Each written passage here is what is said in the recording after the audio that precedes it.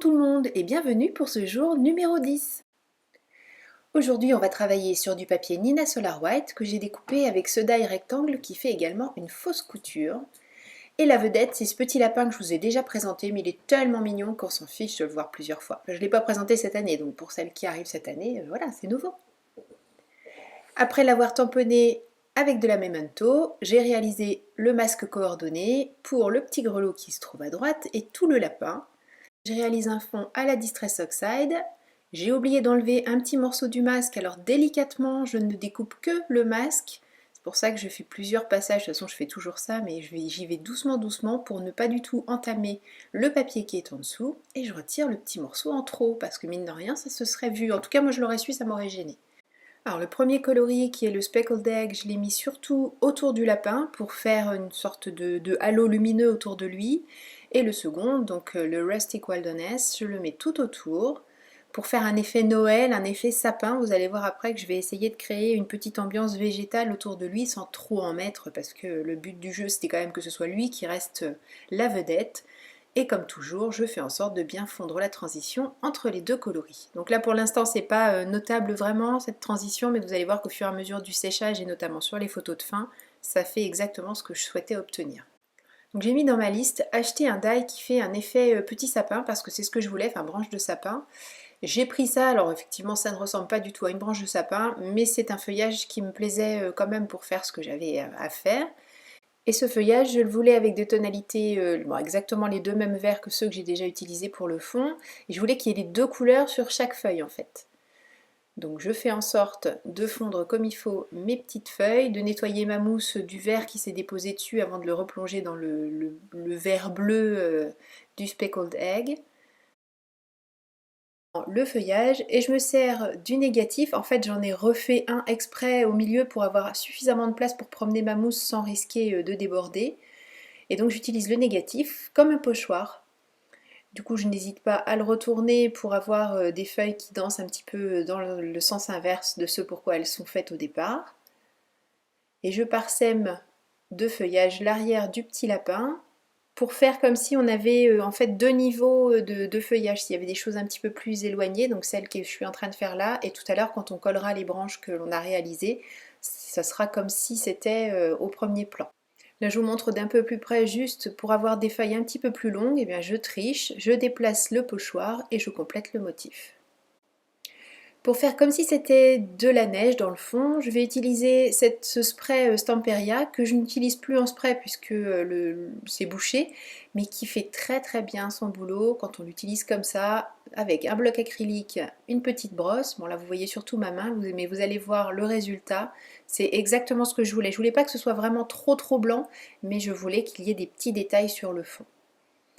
Une fois que c'est bien sec, et ça sèche très vite, je peux enlever le masque et passer à la mise en couleur du lapin. J'ai choisi un ton de rouge puisque je suis vraiment partie une fois de plus dans les couleurs de Noël rouge et vert et je trouve que ça va tellement bien ensemble et je voulais quand même quelque chose, même si je voulais une ambiance douce pour ce lapin, j'avais envie de couleurs pétantes, bien présentes. Donc je commence par un aplat de rouge sur toute sa combinaison, un peu d'intérêt et un peu de simulation de volume en utilisant un rouge plus foncé.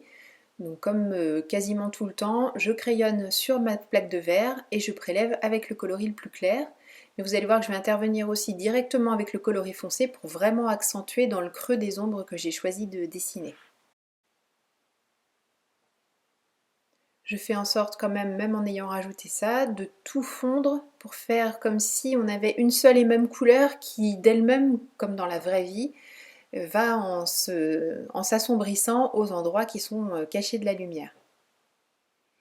Même technique pour la fourrure du lapin, cette fois-ci dans des tons de marron.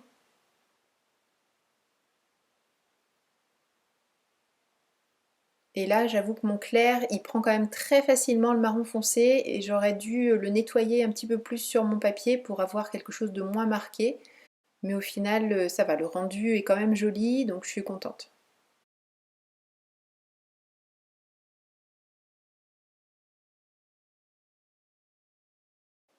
Bon, cette fois-ci, je n'hésite pas à nettoyer la pointe de mon stylo, de mon feutre, pour pouvoir me débarrasser un peu plus facilement du marron foncé. Et j'avoue que je suis un peu plus satisfaite d'avoir gardé un peu plus de lumière dans le pelage.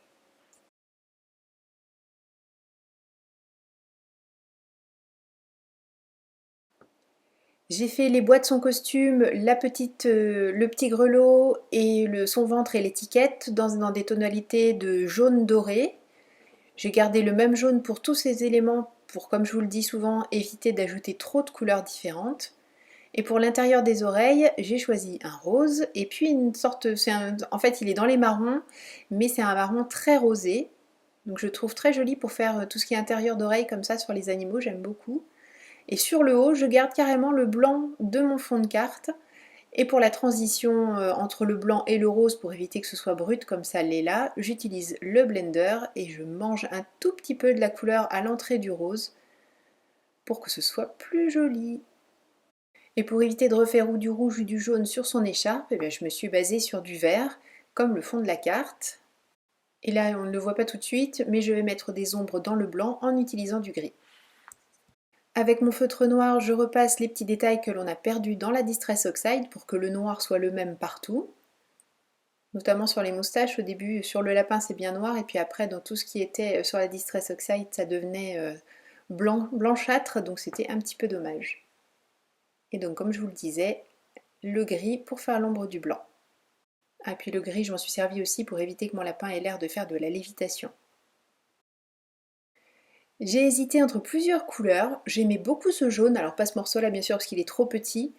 J'ai vraiment hésité et puis je me suis dégonflée et j'ai essayé du vert mais ce vert n'allait pas du tout avec le fond et finalement je suis restée sur du rouge. Voilà, j'avais envie de quelque chose de très chaud et puis comme sa combinaison est entre guillemets au milieu de la composition, je pouvais me permettre de prendre du rouge pour faire la base de ma carte.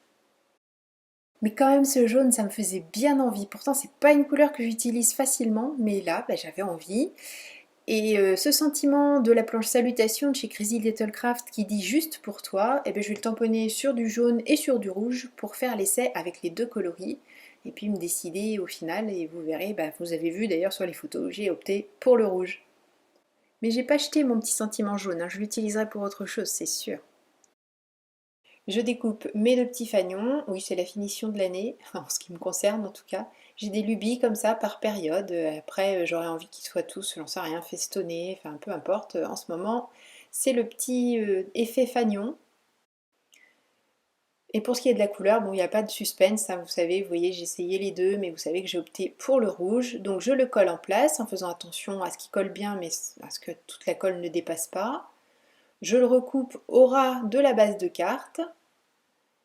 Et je mets en place également le feuillage. En le laissant dépasser au début, je vais le découper lui aussi au ras de la carte et puis finalement je vais le recouper cette fois-ci au ras de la base de travail de ma carte parce que ça n'allait pas qu'on ne voit plus partout le petit cadre rouge, enfin en tout cas à mon avis. Donc je dispose ce feuillage, comme je le disais, comme s'il était au premier plan par rapport à celui que l'on a fait tout à l'heure. Et j'en mets un petit peu tout autour. J'aurais pu en mettre un peu plus, bon, je trouve que c'est suffisant, mais une ou deux petites feuilles de plus, ça aurait pas gêné. Par contre, il aurait fallu que j'en fasse aussi, comme je l'ai fait pour le pochoir, enfin pour la découpe que j'ai utilisée comme pochoir, il aurait fallu que j'en colore sur l'envers de la découpe. Même si on n'a pas tout à fait la même finition, parce que vous savez que le côté découpe au die, il y a un côté bombé quand même du papier, donc de l'autre côté, j'aurais pas eu ce même effet bombé, mais ça aurait valu le coup d'essayer d'en mettre dans l'autre sens quand même, pour casser un petit peu la monotonie. Et là, je fais un petit coucou à toutes les copines qui se moquent de moi parce que je range et je nettoie tout au fur et à mesure, mais n'empêche que quand j'arrête de travailler, en 2 secondes c'est plié puisque je range tout au fur et à mesure. À tel point que quelquefois je prépare du matériel et je le cherche, en fait je l'ai déjà rangé alors que je ne l'ai pas encore utilisé. Bon là, là par contre c'est moins rigolo. Donc vous voyez là, je recoupe vraiment au ras de la base de carte. Non, pas de la base justement, du devant de carte. Voilà, c'est quand même plus joli d'avoir le cadre rouge.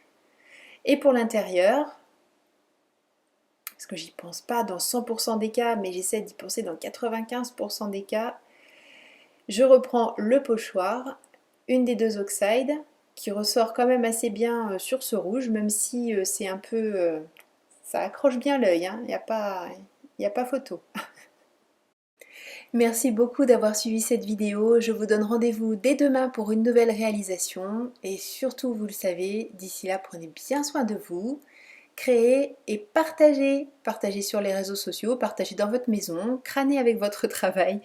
Soyez fiers de ce que vous faites et donc partagez-le autour de vous. Ça ne peut distribuer que des ondes positives. Gros bisous, à demain. Bye bye.